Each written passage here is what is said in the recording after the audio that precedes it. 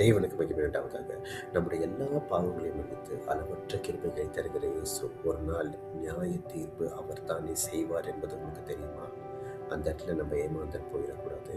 ஒரு வசனத்தை தெளிவாக ஆண்டவர் சொல்லியிருக்காரு. யோவான் 5:22 அதை நான் வாசிக்கிறேன்.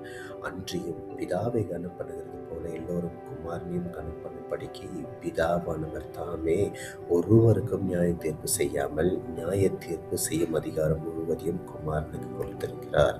அதனால நியாய தீர்ப்பு செய்கிறவர் யாருன்னா இயேசு கிறிஸ்து நியாய தீர்ப்பு செய்வார்.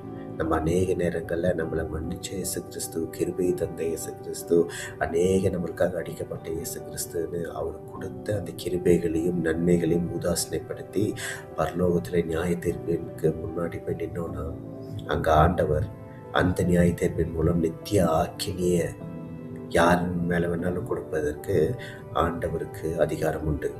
ஆனால் நான் ஒரு காரியத்தை சொல்கிறேன், இன்றைக்கி நம்மளுக்கு இன்னும் அந்த கிருபை இருக்குது.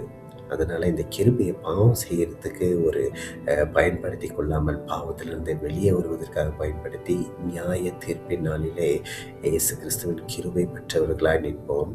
ஆண்டவருடைய கோபத்திற்கு ஏதுவானவர்களாய் இருந்து அவரை உதாசனைப்படுத்தி நித்திய அக்கினிக்கு போகாதபடி உங்களை பாதுகாத்து கொள்ளுங்கள்.